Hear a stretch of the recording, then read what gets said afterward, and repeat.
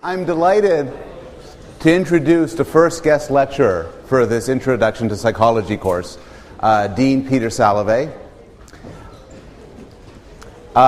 Peter is an old friend and colleague. Many of you, I think everybody here knows of him through his role as Dean of Yale College. I'll just, in the context of this introduction, mention two other things about him. One is, prior to being Dean, and in fact still as a Dean, he's an active scientist, and in particular, a social psychologist, actively involved in studying health psychology, the proper use of psychological methods to frame health messages, and also is the founder and developer of the idea of emotional intelligence, an idea he's done a huge amount of research on. Secondly, Peter is, or was, an active and extremely well-known teacher at Yale College. He taught at one point the largest course ever in Yale College, a course on psychology and law, which broke every record ever had here. And before that, during that, and after that, he was a legendary Introduction to Psychology teacher. And I think you're going to get some reason for why he was so legendary with his lecture today on the topic of love.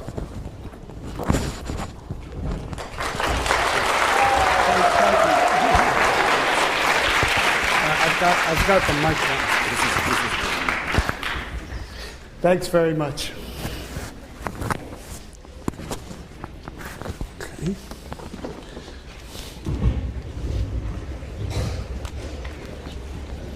Is that okay? We're okay?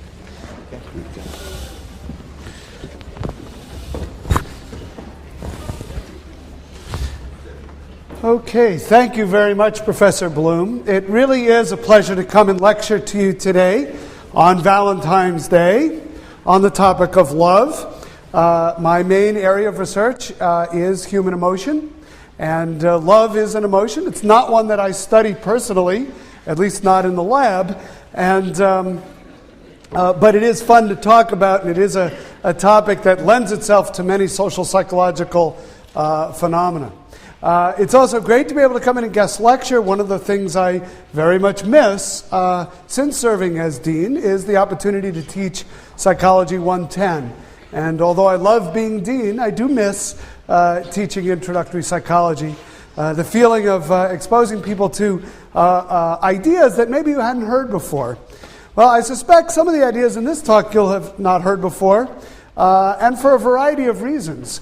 A couple of the things you'll notice is that some of the experiments I'll talk about today are not the kinds of experiments that can be done anymore. They're not considered ethically acceptable, but they were done in the 50s and 60s and early 70s when ethical standards were different, and so we can teach them. We just can't give you the same experiences that some of the college students that we'll talk about today in these studies had. The other thing I will mention is that there is a certain androcentric and heterosexual quality to much of the social psychological research on romantic love. You'll see that in the experiments. Usually the participants are men, and usually the targets are women in these experiments. I'm not endorsing this as the only way to study love. It just happens to be the way these experiments were done. And so I mention this caution right from the beginning. We'll have to think about, one of the things you should think about is, do you think these experiments generalize to other kinds of dyadic relationships? And that's a question that I think you can ask throughout this lecture. Okay, so let's get started. And to start things off, I think what we need to do is consider a definition. I'm going to define what love is, but then most of the experiments I'm going to talk about are really focused more on attraction than love.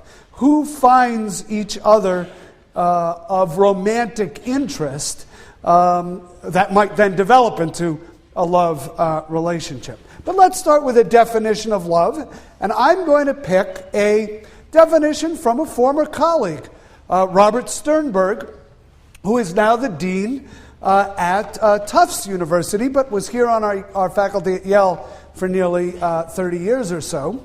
And he has a theory of love that argues that it's made up of three components: intimacy, passion, and commitment, or what is sometimes called decision commitment.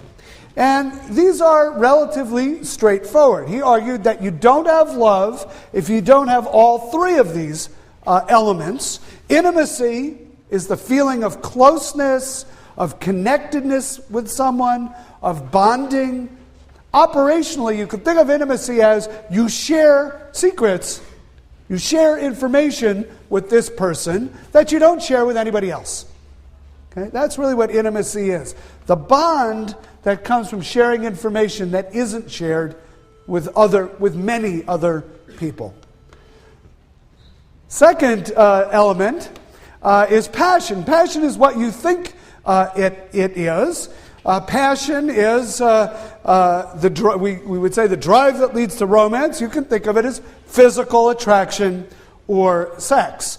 And Sternberg argues that this is a required component of a love relationship. It is not, however, a required component of taking a shower in Calhoun College. The third element of love in Sternberg's theory is what he calls decision or commitment. The decision that one is in a love relationship, the willingness to label it as such, and a commitment to maintain that relationship, at least for some period of time. Sternberg would argue it's not love if you don't call it love, and if you don't have some desire to maintain the relationship. So, if you have all three of these, intimacy, passion, and commitment, in Sternberg's theory, you have love. Now, what's interesting about the theory is what do you have if you only have 1 out of 3 or 2 out of 3? What do you have and how is it different if you have a different 2 out of 3? These are what's interesting about this kind of theorizing is it gives rise to many different permutations that when you break them down and start to look at them carefully can be quite interesting. So what I've done is I've taken Sternberg's 3 elements of love, intimacy, passion, and commitment, and I've listed out the different kinds of relationships one would have if you had 0, 1, 2, or 3 out of the 3 elements. And I'm using names or types that Sternberg uses in his theory. These are really from him. Some of these are pretty obvious. If you don't have intimacy, if you don't have passion, if you don't have commitment, you don't have love. Sternberg calls this non-love. That's the technical term. And essentially what he's saying is the relationship you now have to the person sitting next to you, presuming that you're sitting next to a random person that you didn't know from your college, is probably non-love. If it's something else, we can talk about it at the end of the lecture, or perhaps when I get to it in a moment. Now, let's start to add elements. Let's add intimacy. This is sharing secrets, a feeling of closeness, connectedness, bonding. Let's say we have that with someone, but we don't have passion, that is, no sexual arousal, and no commitment to maintain the relationship. This is liking. Sternberg calls it liking. And liking is really what is happening in most typical friendships. Not your closest friendship, but friendships of a casual kind.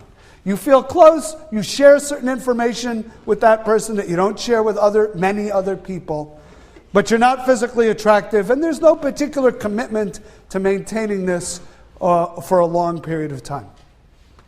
Now, what if you're not intimate, you're not committed, but you're passionate? You feel that sexual arousal. This is what Sternberg would call infatuation, and that term probably works for you too, infatuated love. And this is love at first sight. I don't know you. We've never shared any secrets because I don't know you. I'm not committed to defining this as anything. I'm not committed to the future. In fact, I'm not thinking about the future. I'm thinking about right now. But boy, am I attracted. Right? That's infatuation. And that's what Sternberg means by infatuated love. The third kind of one-element relationship is there's no intimacy, right? No bonding, no closeness, no secrets, no physical attraction, no sexual arousal, but by gosh, we are going to maintain this relationship. We are committed to it for all time. Sternberg calls that empty love. Empty love is kind of interesting. It's often the final stage of long-term relationships that have gone bad. We don't share information with each other anymore, so there's no intimacy. We don't feel physically attracted to each other anymore. There's no passion. But we'd better stay together for the kids, right? Or we'd better stay together for appearance's sake. Or we'd better stay together because financially it would be a disaster if we don't. Or all the reasons other than intimacy and passion that people might commit to each other. That's what Sternberg calls empty love. Now what's interesting is in societies where marriages are arranged, this is often the first stage of a love relationship. These two people who've maybe never seen each other before, who have never shared secrets, so there's no intimacy, who don't know if they're physically attracted to each other, are on their wedding day revealed to each other and committed legally and sometimes religiously to each other. Right? The commitment is there, but at that moment, nothing else might be there. What's interesting, of course, is that such relationships don't seem to have any greater chance of ending in divorce than people who marry for love. But there's a big confound, there's a big problem in studies of those kind of relationships. What might it be? Anybody? What might be the problem in the statement I just made that these kind of relationships are just as likely to survive as people who marry for love? Yes? Yeah, so they may occur, they're more likely to occur in societies that frown on divorce. They make it very costly, socially costly to divorce. So they may stay together for all kinds of reasons, not always such good ones. All right, now, who was it who sang the song 2 out of 3 Ain't Bad? Is that Meatloaf? Who was it? It was Meatloaf. All right, if Professor Bloom says it was Meatloaf, it was Meatloaf. You're all saying there was a singer called Meatloaf? Meatloaf sang the song 2 out of 3 Ain't Bad. Let's see if 2 out of 3 ain't bad. What if you have intimacy, we share secrets, passion, we feel physically attracted to each other, but we're not making any commitments here. Sternberg calls that romantic love. This is physical attraction with close bonding, but no commitment. Romeo and Juliet, when they first met. This is often the way relationships start. We like each other. I'm physically attracted to each other, to you. I enjoy spending time with you, but I'm not making any long-term commitments here. I'm not even willing to use the L word in describing what it is we have. Right? Many of you might have been in relationships of this sort. That's romance. That's romantic love. Now, what if you have intimacy? We share secrets with each other, but there's no particular physical attraction, but we are really committed to this relationship. This is what Sternberg calls companionate love. This is your best friend. We are committed to sharing intimacy, to being friends forever, but physical attraction is not part of the equation here. This is sort of maybe the Greek ideal in relationships of some kind. All right, what if we have passion? I'm sexually attracted to you, but no intimacy. I don't want to really know that much about you. I don't really share anything of me with you, but I am committed to maintaining this physical attraction to you. Well, that's what Sternberg calls fatuous love. It's a whirlwind courtship. It's a Hollywood romance. It might lead to a shotgun wedding. Maybe you find yourself in Las Vegas and you get married for a day and a half and then realize that this wasn't such a good idea, and maybe your name is Brittany and you're a singer. Well, anyway, you get the idea. That's fatuous love. We are basically committed to each other for sex, but it's very hard to make those relationships last a long time because we might not have anything in common, we might not share anything with each other, we might not trust each other, we're not particularly bonded to each other. On the other hand, if you have all three, intimacy, passion, commitment, this is consummate love, according to Sternberg, complete love. This is how he defines love. Okay, so now you have a definition of love, and you can now, as a homework assignment, sit down tonight and make a list of every person you know by the three elements of love, and just start putting the check marks in the boxes and tallying up your personal love box score.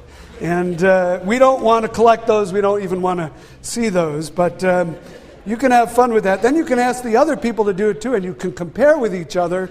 And, if you all survive this exercise, you'll be better for it. What doesn't kill you makes you stronger. That's the idea behind that exercise. All right. Now, the social psychology of love really has been a social psychology of attraction. What makes people find each other attractive? What makes them want to be intimate? What makes them physically desirable to each other? What might lead to a commitment, a decision to make a commitment to make the relationship last? This is just so nice. I'm giving this lecture on love, and the two of you are holding hands here in the front row. It's really, it's just great.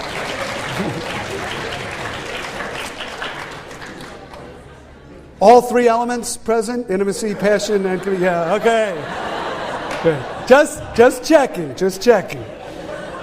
Okay, so what's interesting about the social psychology of attraction is it has focused on 7 variables. And I've divided these into 2 groups, the big 3 and the more interesting 4. And I call them the big 3 are 3 variables that the effects are so powerful that they almost don't need to be discussed in much detail. The more interesting 4 are the ones I'm going to focus on in this lecture because they're a bit more subtle and they may be things that you've never heard of before. But let's quickly talk about the big 3. The way to understand the big 3 is with the phrase, all other things being equal. All other things being equal, people who find themselves in close spatial proximity to each other, like sharing an armrest in a lecture, will be more likely to be attracted to each other and form a romantic relationship. Okay? All other things being equal. Now, this has been tested in lots of interesting ways. Studies have been done in the city of New York where you can, if you live in Manhattan, you can actually get a very nice metric of how far apart people live from each other in city blocks, right? You have a nice grid pattern and you can use a city block metric to add up the number of blocks between people's doors. And people who live more closely together are more likely to end up in romantic relationships with each other. Seems kind of obvious, right? This even works on college campuses. We can measure in feet the distance between the door to your room and the door to every other room of a student on campus, and there will be a correlation between the likelihood of, it's a negative correlation, the likelihood of getting into a romantic relationship with a person and the number of feet between your door and that person's door. The fewer feet, the more likely a romantic relationship. All other things being equal. Now, all other things being equal is a big qualifier, right? But if we could statistically control for every other variable, all I'd need to do is measure the distance from your door to everybody else's door on campus, and I could chart out who's going to fall in love with whom on the Yale campus. Now, this idea, in a way, is, I don't know, maybe it's a little counterintuitive. There's a kind of cultural myth around the stranger, the person you don't know, who you who you fall in love with, and that is not likely to be the case if it's the person who's nearby. right? And you'll see as we go through the other two big three that there's a kind of repetition of this theme. It isn't the stranger you fall in love with. All right, let's continue down. Similarity. You've probably heard the phrase, birds of a feather flock together. And that's true when it comes to romance. On any dimension that psychologists have measured in these kinds of studies, when people are more similar, they are more likely to find each other attractive. This could be obvious things like height or age, but it also could be things like attitudes toward capital punishment, preference for the Red Sox over the Yankees, right? All of these are dimensions of similarity. All things being equal, the more similar, the more likely you'll find each other attractive. So opposites don't really attract. Birds of a feather may flock together, but opposites don't really attract each other. Now, usually at this point, somebody in the lecture hall raises their hand and says, well, my boyfriend or my girlfriend and I are complete opposites. And how do you account for that, Professor Salovey? And I usually look at them and I say, good luck to you. And of course, all things might not be equal. There may be other variables at play here, but all things being equal, similarity does not breed contempt. Similarity breeds attraction. Okay? Isn't it interesting we have all of these common sayings that contradict each other, and then empirically some of them turn out to have more evidence supporting them than others. So opposites attract, not much evidence. Similarity breeds contempt, not much evidence. Birds of a feather flock together, yeah, there's some evidence for that idea. Finally, familiarity. Familiarity, we tend to fall in love with people in our environment with whom we are already familiar. The idea that some enchanted evening we will see a stranger. Where are the new blue when you need them? Some enchanted evening you will see a stranger across a crowded room. Right? What musical is that from? South Pacific, very good. You will see a stranger across a crowded room. That's kind of a cultural myth. Of course it happens. But much more common is somebody you already know, somebody you have seen repetitively, you suddenly find attractive, and a relationship forms. Okay? So the big three: people who are similar to you, people who are already familiar to you, people who are nearby in space. These are the people, all things being equal, that you will find attractive. Okay? So those are the big three. Those are big main effects. Those are big, easy to observe in various ways in the lab. By the way, the familiarity idea doesn't just work for people. I can show you words in a language that you don't speak. And I can flash those words to you very quickly. And I can later repeat some of those words and mix in some new ones that you've never seen before. And I can say, I know you don't know what any of these words mean. I know you can't read these characters. But just if you had to tell me, which ones do you like and which ones don't you like? Or how much do you like each one? The ones you will like more are the ones you saw earlier, the ones that you already have familiarity. Even if you don't remember having seen them. Even if that familiarity was generated with such quick exposures that you don't remember even having seen anything. You will get that familiarity effect. Okay? Good. The more interesting four. These are more interesting because they're a little bit complicated, a little bit subtle. Let's start with actually the one that is my favorite. This is competence. Think about other people in your environment. Think about people who are competent. Generally, and think about people who are incompetent. Generally, we are more attracted to people who seem competent to us. Now that isn't very interesting. And it turns out that's not really the effect. Yes, we're more attracted to people who are competent than people we think are incompetent. But people who are super competent, people who seem competent on all dimensions, they're kind of threatening to us. They don't make us feel so good about ourselves, right? They make us feel a bit diminished by comparison. So what we really like, the kind of person we're really attracted to, is the competent individual who occasionally blunders. And this is called the pratfall effect.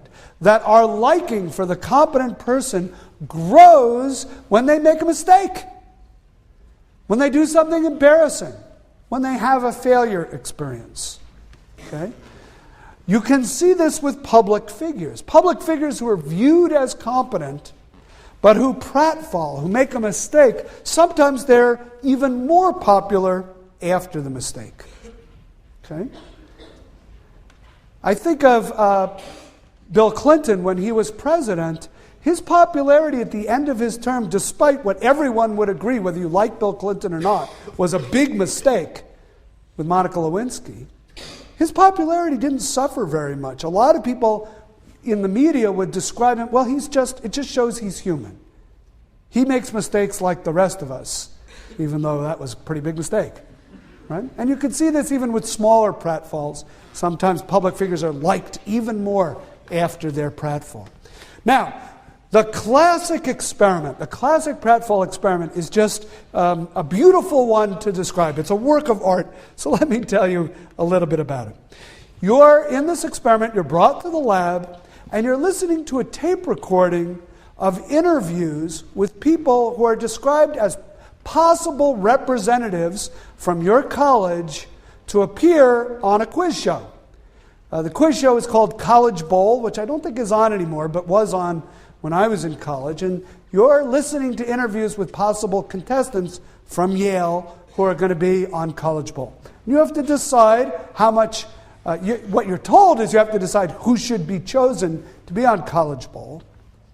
And you listen to these interviews. Now, what's interesting is there's two types of people. The nearly perfect person and the mediocre person. The nearly perfect person answered 92% of the questions correctly, admitted modestly to being a member of the campus honor society, was the editor of the yearbook, and ran varsity track. That's the nearly perfect person. The mediocre person answers only 30% of the questions correctly, admits that he has only average grades. He worked on the yearbook as a proofreader, and he tried out for the track team but didn't make it. So you see, they're keeping a lot of the elements consistent, but in one case he's kind of an average performer, and in the other case, nearly perfect. Now, which of these two people do you find more attractive in listening to the tape? So when they ask you questions about which person should be on the quiz show, people say the more competent person. But they also ask questions like, how attractive do you find this person? Now, you're only listening to an audio tape. How attractive do you find this person? And the results are pretty obvious. The competent person is rated as much more attractive, considerably more attractive, than the mediocre person. Okay? If this were the end of the story, though, it would be a kind of boring story. And it's not the end of the story. Now what happens is half of the participants in the experiment who have listened to each of these tapes, you only get to listen to one tape, half of them are assigned to the blunder condition. And what happens in the blunder condition is the tape continues, and what you hear is the clattering of dishes, the person saying, "Oh my goodness, I've spilled coffee all over my new suit." Okay? That's the blunder. That's the pratfall. Now you're asked, who do you find more attractive? And look what happens. Your rating of the attractiveness of the competent person grows even higher. The competent person who blunders, this is the person that I love. Unfortunately, the mediocre person who blunders, you now think is even more mediocre. Right? This is the sad irony in these experiments. The effect works both ways. So the mediocre become even more lowered in your esteem. in your regard. Now, I'll tell you a little personal story about my coming to Yale that relates to this experiment. This is one of the most famous experiments in the history of social psychology.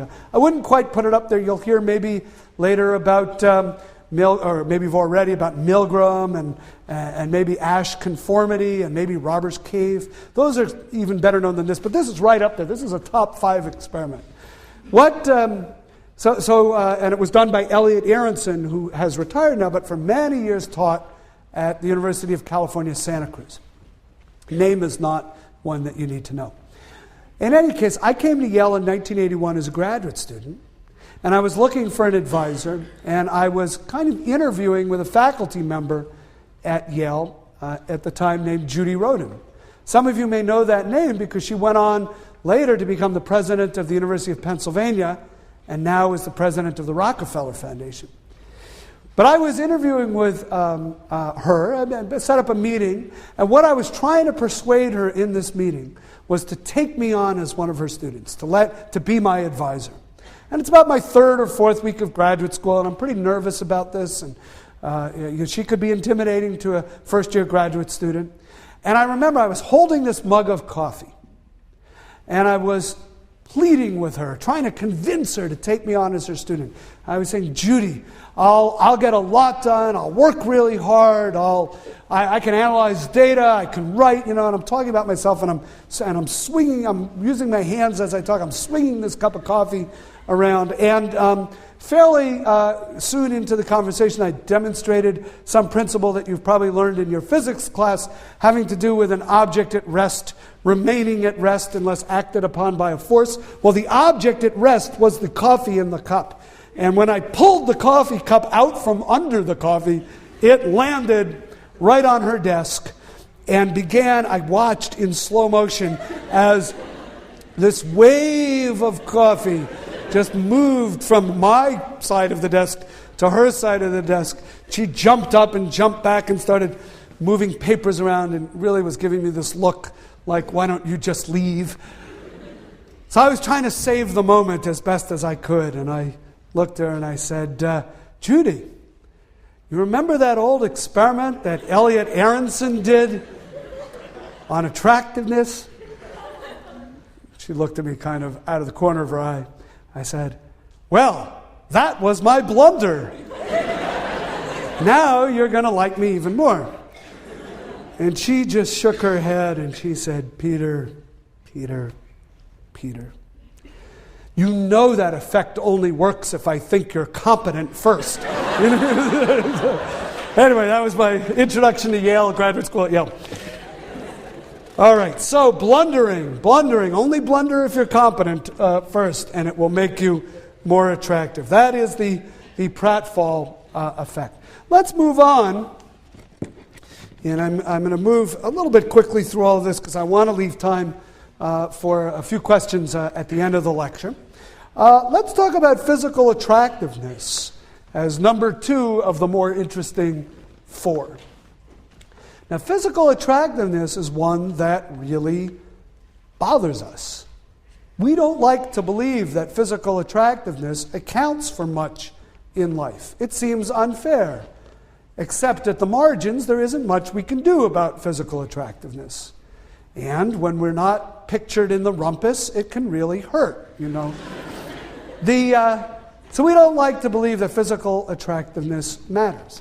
And the interesting thing is if you do surveys of college students and you say to them, rate how important different characteristics are in relationships that you might be involved in, they will say that warmth is important, sensitivity is important, intelligence is important, compassion is important, sense of humor is important, and they'll say that looks aren't important.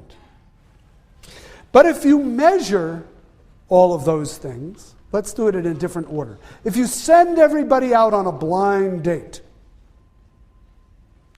and then you look at, after the blind date, how many of those people who are matched up blindly actually go on a second date?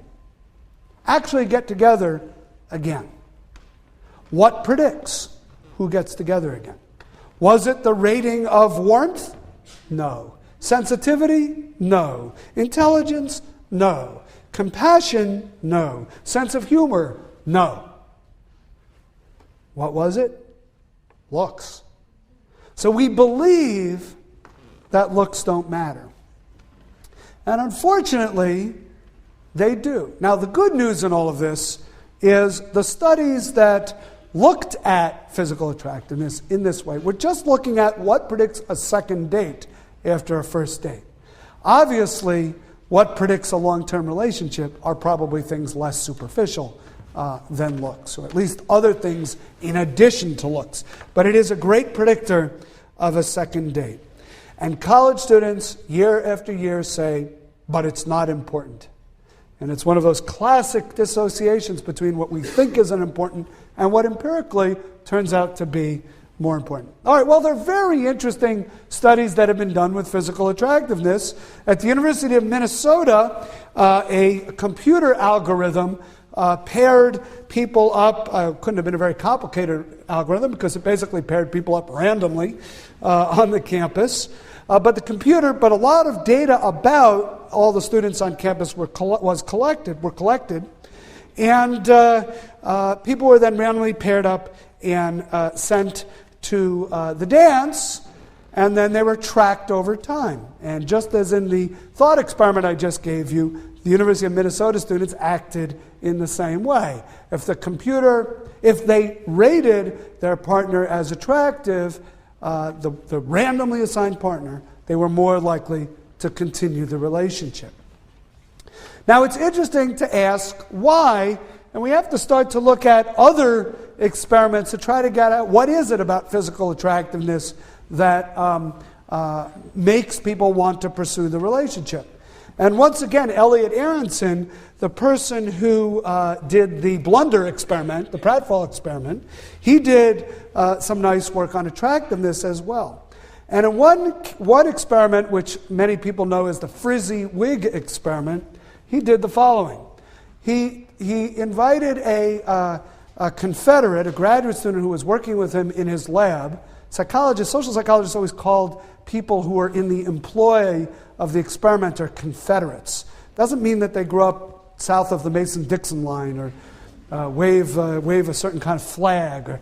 But the older term for it was stooge. They would say, we hired a stooge to act in the following role in the experiment. But I think a certain generation of college students thought stooges were only named Moe, Larry, and Curly. And so they started to use this phrase Confederate. Now they'll usually just say we hired an actor. But anyway, the Confederate that they hired was a woman who is naturally attractive in most people's view. But they made her look either more attractive or less attractive by giving her kind of frumpy clothes, bad makeup, and a frizzy wig. And it was the frizzy wig that everybody remembers from this experiment. And what she does in the experiment is she poses as a graduate student in clinical psychology who is interviewing male participants, only men in this experiment. And at the end of the interview, she gives them her own personal clinical evaluation of their personality. Okay? So that's all it is. They have this interview with this woman. She's either made to look very good or she's made to look kind of ugly with this frizzy wig. And they talk to her. She gives them an evaluation of their personality. Half of the subjects receive a favorable personality assessment. Half of them receive a kind of unfavorable evaluation. How do they respond? Well, when she was made to look attractive, they were delighted when she gave them positive feedback about themselves. When she was made to look, when she was made to look attractive, but gave them unfavorable information about themselves, they were really upset about it.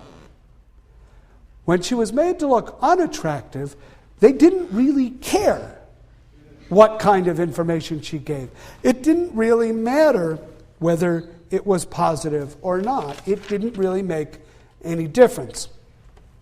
It was interesting, in the condition where she was made to look attractive but gave you bad feedback about yourself, often the subjects in that condition would look for an opportunity to interact with her in the future, obviously to try to prove that her evaluation was wrong. It mattered that much to them. So there's kind of this idea that attractive people, their feedback to us has more impact. I'm not saying this is fair. I'm not saying it's rational. I'm not endorsing it. But empirically, excuse me, empirically, we can see it. It's somehow the feedback from the attractive person matters more to us. Okay, number 3 of the more interesting 4, gain loss.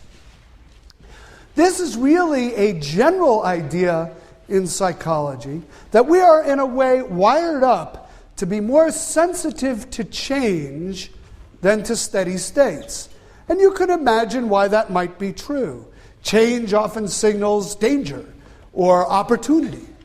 And if we're especially tuned in to change, it helps us survive and it helps us pass along our genes. Okay? So we're more sensitive to change. How does that play out in love? Well, in love, what is very powerful to us is not just that someone always is positive toward us. I love you, I love you, I love you, I love you, I love, right? It wears out its welcome. What's more powerful is the person who was not that positive to us, but over time becomes more positive. The first derivative of their regard for us is positive. Okay? Aronson calls this the gain effect. We are really attracted to people whose regard for us is gaining momentum over time. Okay? And even if over a period of time the average amount of their regard is lower, because they started lower and then got higher, than someone who was always high, it's the ones who were first lower who then went up that capture our attention. The first derivative is more important than just the position of their regard for us, getting better and better. Now what's interesting is there's also a loss effect. People who really hurt us are not the people who have always been negative. The person who every time they sees you, hates you, says they hate you, and accompanies it with an obscene gesture, after a while, this person can't hurt you, right? There's a country song that Ricky Skaggs sings that has the phrase in it, "Nothing can hurt you like the person you love." That's what hurts. The person who always was positive, whose regard starts to fade. You can only hurt the one you love, right? You can only hurt the one you love because you are expecting positive feedback from the one you love. And when that turns negative, it's a blow. It's a blow to the solar plexus, right? So you can only hurt the one you can love, but the one who always loves you sometimes has trouble showing you that they love you. The one who didn't really love you that much, but then starts to show you that they love you, that person is a powerful influence on your behavior. Okay, the last set of studies. Have you talked about Schachter Singer's emotion? Okay, so let me describe to you this phenomenon. This is a phenomenon about the misattribution for the causes of arousal. You feel physiologically aroused, but you're not completely sure why, and you have to make up an explanation for it. I think what I want to do, and sometimes that explanation is accurate, but the ones that are interesting here are the ones where you misattribute the cause of the arousal. You make a mistake and think it's love, when it might be due to something else. So let's do a thought experiment. I'm a Yale College student for the purposes of this thought experiment. And I live in Pearson because I need to walk a great distance to Chapel Street, to the Starbucks on Chapel Street. And I have a friend who I don't know that well, somebody who was sitting next to me in class a few weeks in a row, and I said, would you like to go see the New Blue in concert and then get coffee after it Friday night?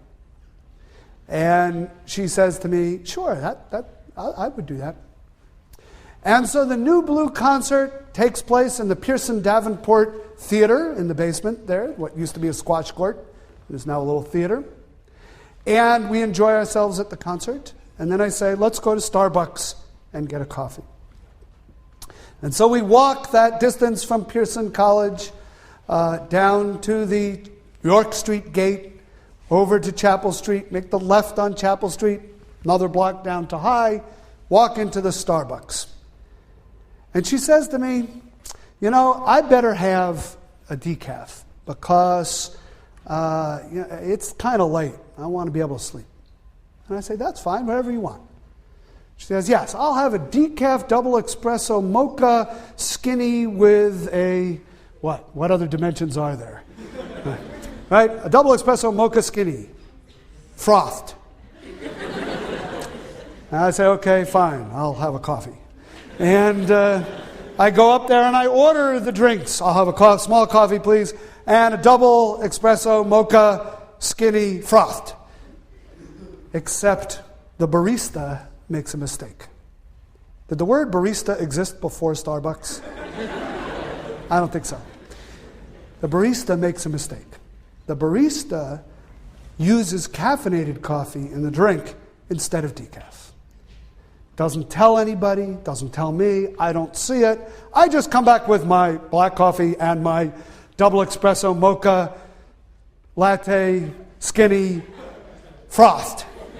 Except it isn't espresso. It's got 2 shots of caffeinated espresso. I'm sorry, it isn't decaffeinated. It's got 2 shots of caffeinated espresso in it. And I put it down on the table, and we're having this nice conversation, and we're drinking our beverages, and it's about 12:30, 1 o'clock now, and Starbucks is closing, and it's time to walk back to Pearson. And we're walking back to Pearson, and we leave the Starbucks, we make a left on Chapel Street, we're walking up to York, I'm getting a little sleepy, but my friend looks at me and says, I feel a little funny. What's actually happening? Her heart is beating a little faster. Her palms are beginning to sweat. Her breath is coming a little shorter than it otherwise would. I don't know. Is it warm in here? She says, I don't think I've felt this way in a very long time. It couldn't be the coffee. I ordered decaf. What could this be? What? Then she turns and she looks at me. And she says, what a day this has been. What a rare mood I'm in. Why, it's almost like being in love. And it is almost like being in love, except what it really is 2 shots of caffeinated espresso causing a rapid heart rate, an increase in respiration, sweaty palms, but I don't realize, she doesn't realize that's what it is. She turns to the most salient, this is the way social psychologists would say it, turns to the most salient object in her immediate social environment, that would be me, and says she's in love. That's the idea of misattribution. Aroused due to something else, don't know what that is. It's best if you don't know what that is. Or even if you do, mistakenly attribute it, misattribute it to physical attraction, romance, intimacy, passion, and commitment. It's love. All right, now, I don't necessarily recommend that you do this thought experiment in vivo this weekend. Although if you're lonely, you might want to try it. But we can take this idea right. We can actually do research on this. We can take it into the lab. But before I tell you about lab experiments, let me tell you about the most famous field experiment on this idea. We call this the Rickety Bridge experiment. And there's a bridge at the University of British Columbia that crosses a river that runs through campus. And there's actually two bridges. The rickety bridge is one that's kind of a rope bridge. It's hundreds of feet above the river. It sways in the breeze. It's only about 3 feet wide. You kind of hold on to it carefully and you cross the river. It's a pretty scary way to cross that river. Has anybody seen this bridge? It's still there. Yes, you know this bridge. Okay. There's another way to cross the river. It's on a low bridge near the water, solid wood planks, nice and wide, hand railings made out of solid wood, and you can cross the bridge that way. So what two investigators at the University of British Columbia did is they simply positioned, once again, an attractive actor or Confederate on one side of the bridge. She was a woman. And she met men crossing the bridge. And she would intercept them as they came across the rickety bridge or the low bridge. And she would ask them a few questions and conclude with, can you write me a story? You would help me out with my experiment if you just write a little story right now. Then she would collect their story and she would say, if you have any questions about this experiment, here's my phone number. Actually, this happens when you're in experiments. You get the phone number of the experiment. What happens? Well, the male students who crossed the rickety bridge, they wrote these sexy stories with interesting content, with kind of little bit ribald themes. And the people on the solid bridge, they just wrote pretty boring stories. The people who crossed the rickety bridge were more likely to call her up later and say, yeah, I'd like to talk about that experiment I was in. Can we meet at the Starbucks? You drink decaf, don't you? Right? And the people on the low bridge were much less likely to call her up. Okay? What was going on? Well, this was interpreted as misattributed arousal. On the rickety bridge, you're swaying in the breeze, hundreds of feet above the water. The bridge seems unstable. Maybe you'll make it, maybe you won't. Your heart is beating. Your palms are sweating. You're breathing harder. You meet this person and she seems more attractive because you're feeling all these things and you attribute it to the attraction. Now, there's a reason why this study is bad science. There's a major flaw in this study. The clue to the flaw is that you can't even call this study an experiment. What's the flaw? Anybody? Yes? People who would take the rickety bridge might be more likely to be more for adventure. People who take the rickety bridge might be the kind of people who are more looking for adventure than the people who take the solid bridge. Right. Another way of saying it is there isn't random assignment of the subjects to the two conditions in the study. That's no random assignment, it's not an experiment. By not randomly assigning people to these two conditions, you may be capturing just individual differences in the kind of person who, when there's a perfectly stable, safe, low bridge, says, I don't want to go on that bridge. I want to go on the bridge where I have to risk my life to get to class. And then should it surprise us that that's the kind of person who would call a perfect stranger on the telephone and write a sexy story and give it to them? Right? We're not so surprised. So what we have to do, of course, is take it into the lab and do this in a more systematic way with random assignment. And this is how I want to finish up today. We have till 2:45, 3:45? Okay, great. I'll take about 5 more minutes to finish up, and that'll give us some time for questions. So, how do you do this in the lab? Well, you can bring people into the lab, and I can present you with a Confederate who said, let's say you are all in condition 1, everybody on this side of the room, and I can say to all of you, please wait here. We'll begin the experiment in a moment. While you're waiting, please fill out this form. And the form includes how attracted you are to the experimenter, to me. I can do the same thing over here. I can give you the form that asks you to rate how attractive you think I am, and I can give you the same instruction with a crucial difference. Please wait here. We will begin the painful shock experiment in a moment. Please fill out these forms while you wait. What happens? The people who got the painful shock instruction are more likely to find the Confederate attractive. Why? Well, they're sitting there thinking about painful shock. It's making their heart beat faster. It's making their palms sweat. It's making them breathe harder, maybe. And even though it's fairly obvious what's doing that, they still misattribute that arousal to, I must be falling in love. Even with that obvious an instruction.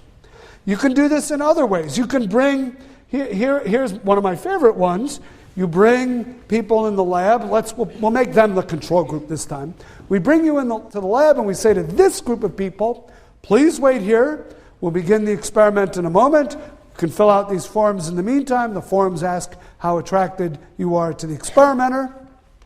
You're now in the experimental group, and I say, please wait here. We'll begin the experiment in a moment. I'm going to ask you to fill out some forms. But first, to get ready for this experiment, I'd like you to get on this treadmill and run for 10 minutes. So you've run on the treadmill, you've just sat around. The people who've run on the treadmill, even when that arousal is fairly obvious, you're doing a little bit of aerobic exercise, you still find the experimenter more attractive. Okay? This is why the 4th floor of Payne Whitney Gym is such a dangerous place. And I urge you as your dean to be very careful there. Okay? It's that combination of aerobic exercise and spandex that leads to trouble. All right, now, here's the final experiment, and I apologize for this. It is a bit sexist in 2007 context. But let me explain, and one could never do this experiment today, but let me go through it with you, and you'll apologize for its some of its qualities. In this experiment, male subjects were brought into the lab, and they were asked to look at centerfolds from Playboy magazine. So these are essentially photographs of naked women. And they are wearing headphones that amplify their heartbeat. And they are asked, among other things, how attracted are they to the centerfold photograph that they're looking at. So maybe, I don't remember how many they look at, maybe it's about 10. So these slides are coming up. They've got the headphones on. The headphones are amplifying their heartbeat. And the slides are moving one after another for a few seconds each slide. And they're listening to their heartbeat. Slide 1. Slide 2. Slide 3. Slide 4. Slide 5. Slide 6. And then they're asked, which one did you find most attractive? Which one were you most attracted to? Oh, slide 5. Absolutely. She's the woman I want to marry. Okay? And what has happened is they're using this bodily cue of their heartbeat to infer that that's who they find more attractive. Now here's the twist. They're not actually listening to their heartbeat. They're listening to a tape recording of a heartbeat, and the experimenter is back there with the speed knob, and at random intervals, he just speeds up the tape of their heart and then slows it down again. And it doesn't matter which slide he speeds up the tape of the heartbeat on. That's the one the subject is more likely to think is the person of their dreams, the person they're attracted to. So even you can misattribute real arousal. You can even misattribute phony arousal. Arousal that isn't even coming from your body. It's just being played to you randomly. You can even misattribute that. Okay, I think these experiments are cute, and I think there's an interesting phenomenon there, and it says something in a way about how easily we can be misled as to what things in our environment, even things coming from our own body, mean. But there's also some very serious implications of this kind of work. One of them has to do with domestic violence. So think about domestic violence situations and why people stay in them. Why do people stay in relationships that are violent? Now, the number one reason, and we have to acknowledge it up front, is usually economically there's no alternative. Or people believe there's no alternative. I can't leave because if I leave, I'd be homeless.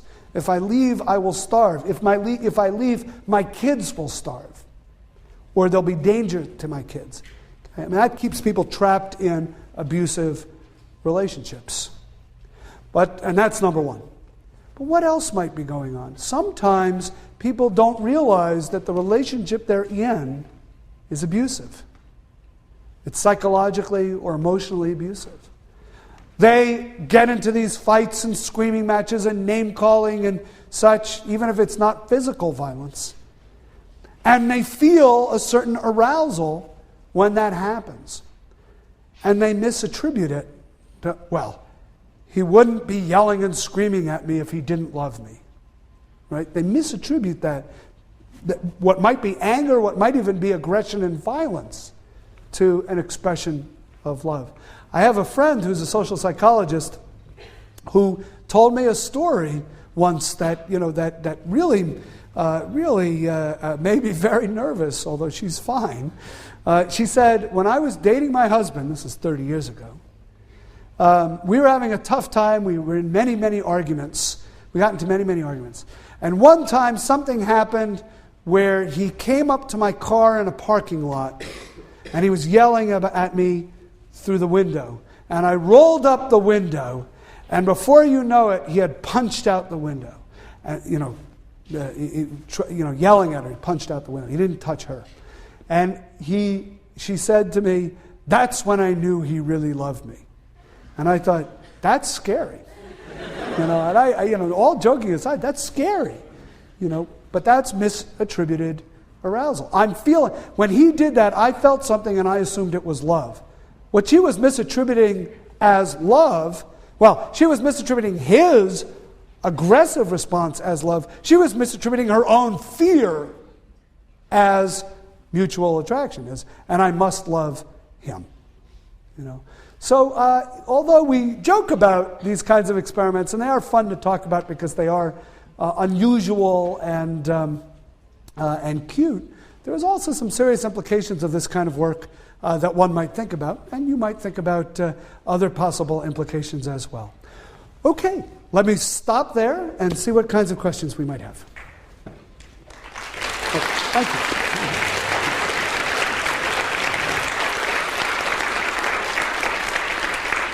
Thank you. Thanks very much. That's very kind of you. Because we are on tape, I'll repeat any questions that come in. Yeah? For the painful shock experiment, yeah? Could you not say that if you're informed that this experiment will include painful shocks, do you not rate the experimenter higher because you know that he's in control? Right. So the question is, in experiments like the painful shock experiment, if you're told in advance, like you all are, through a consent form or by the experimenter, this is an experiment involving painful shock, will you still rate the experimenter as more attractive? Or will you not be able to misattribute the arousal? It is true. The more salient we make the source of the arousal, the less likely you can get the effect. If in my thought experiment, I say to my friend, well, I know why you're feeling that way. The reason why you're feeling that way is because the barista made a mistake and gave you caffeinated espresso when you asked for decaf, or maybe you just love me, right? The person is not likely to say, oh, I bet it's love. They're more likely to think, Oh, caffeine, yeah, that's the parsimonious explanation here. So it is true, the more salient you make the cause of the arousal, the less likely you'll get the effect. But you can see, even in experiments where the cause of the arousal is somewhat obvious, at least to us, you can still get a misattribution effect. Other question? Yes? Are the factors that you mentioned earlier, like the behaviors, also factors that affect initial attraction rather than maintenance of relationships? Yeah. So the question is, are any of these factors, like particularly the big three, proximity, familiarity, similarity, do they affect the maintenance of relationships or just the initial attraction? You know, it's interesting. My guess is they affect both initial and maintenance over time. But the literature mostly focuses on initial attraction. We have much richer data on that initial attraction and those initial stages of the relationship. In part because it's a little hard to follow couples over time. And imagine the sort of Heisenberg-esque problems we would get carefully following romantic couples over time and interfering with them to ask questions and make observations. It'd be hard to let this this relationship naturally unfold. So really the focus of many of these experiments is on initial attraction. That's why I always say my lecture is on love. The definition of terms is about love, but the experiments really are much more about attraction than about love. Another question? Yes? Can someone feel consummate love for more than one person? Can someone feel consummate love for more than one person? It's a very good question. It's actually a question that's debated in the literature. I didn't get into it at all in this experiment, in this lecture. But there's an interesting debate going on about love and many other emotions between people who take a kind of evolutionary perspective on these states versus people who take what might be called a more socially constructed perspective. And these aren't necessarily so incompatible. But the evolutionary perspective, I think, would argue that you can feel that kind of love for more than one person, or at least it would facilitate the passing on of your genetic material to a larger array of the next generation. You know, so I think the evolutionary explanation is not a problem. But we have constructed a world where in most societies, except for very unusual polygamous societies, the belief is that you can't love more than one, right? And so you've got this tension between what might be evolutionarily wired impulses and a kind of social constraints that say this isn't good, this isn't appropriate, this is taboo. And my guess is the result is, yes, you could, but you're not going to feel unconflicted about it. And it's because these two are confronting each other at the same time. How about one more question, and then we'll let you go. Sorry, I saw him first. Wouldn't natural selection favor people who learn all these things and then try to proactively apply it to their own behavior? So he's making the evolutionary argument. Wouldn't natural selection favor the people who take introductory psychology, come to my Valentine's Day lecture, listen carefully to the big three and the more interesting four, and then go out there and put them into practice? It feels a little bit like like we're trying to pass on an acquired characteristic, which is a little bit counter to Darwinian theory. But if somehow, if you could design a proclivity for learning this kind of material, evolution might indeed favor it. I can tell you this much: it would make the several thousand social psychologists in this world very happy and proud of their field if that turned out to be true. Anyway, thank you all very much. Happy Valentine's Day. Thanks.